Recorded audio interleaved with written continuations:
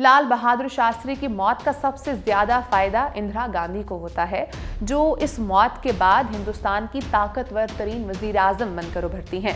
लाल बहादुर शास्त्री की मौत का बदला राष्ट्रीय स्वयंसेवक संघ जैसी जमातें 31 अक्टूबर 1984 को लेती हैं, जब मौजूदा भारतीय जनता पार्टी के रहनुमा सुब्रमण्यम स्वामी सिखों को भड़काकर इंदिरा गांधी को उसके अपने ही गार्ड्स के हाथों निहायत तकलीफ दे मौत मरवा देता है।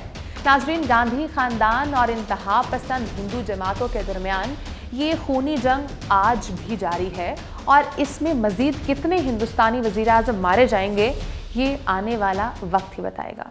अस्सलाम वालेकुम, मैं हूं मारिया जदून और आप देख रहे हैं व्हाइट न्यूज़। नाजरीन, हम आज आपको हिंदुस्तान की उस लड़ाई के बारे में बताएंगे जिसमें हिंदुस्तान के फादर ऑफ नेशन के अलावा 3 वजीर आज़म निहायत बुरे तरीके से कत्ल कर दिए गए, और ये कत्ल किसी और ने नहीं बल्कि हिंदुस्तान के ही ऊंची जात के हिंदुओं ने किए हैं। सबसे पहले आते हैं गांधी जी की बेरहमाना कत्ल की तरफ। गांधी जी से राष्ट्रीय स्वयंसेवक संघ और हिंदू महासभा के सदर विनायक दामोदर सावरकर दोनों शदीद नफरत करते थे। विनायक दामोदर सावरकर आजकल के इंतहा पसंद हिंदुओं के लिए पैगंबर की हैसियत रखते हैं। ये वही सावरकर हैं जिन्होंने ना सिर्फ हिंदुत्व का नजरिया दिया बल्कि मशहूर हिंदू भगवान चित्रगुप्त के जाली नाम से अपनी तारीफों पर मुश्तमिल एक किताब लिखी, जिसमें हिंदू मुखालिफिन खुसूसन मुसलमान औरतों का रेप करने पर उकसाया गया और रेप को सियासी हथियार कहा गया। सावरकर और नथुराम गोडसे के जिनसी ताल्लुकात के बारे में हिंदुस्तानी मीडिया पर काफ़ी तफसील के साथ मालूमात मिल जाती हैं, लेकिन जिस अमरीकी सहाफ़ी की किताब पर गांधी जी और जर्मन यहूदी के जिनसी ताल्लुकात के बारे में इंकशाफ किए गए हैं, ये किताब हिंदुस्तान में बैन है।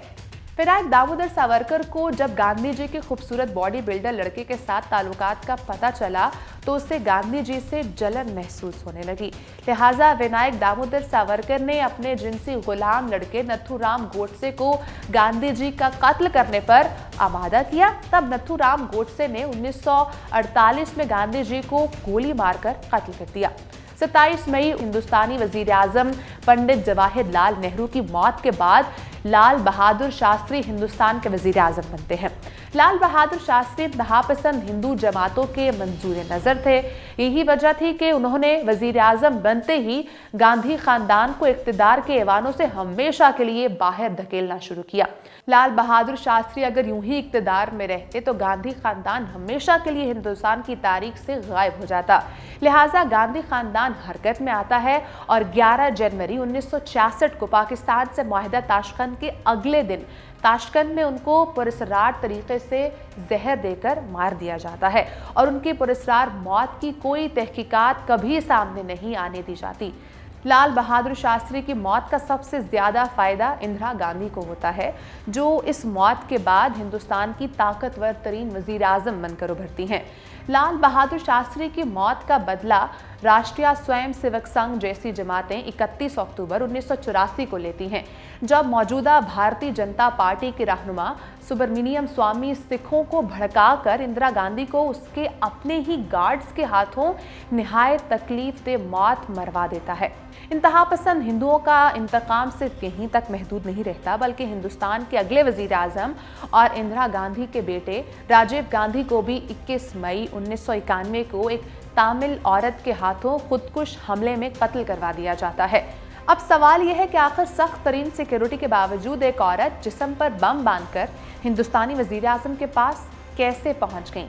आज तक राजीव गांधी के कत्ल की तहकीकात मंजर आम पर क्यों ना आ सकी?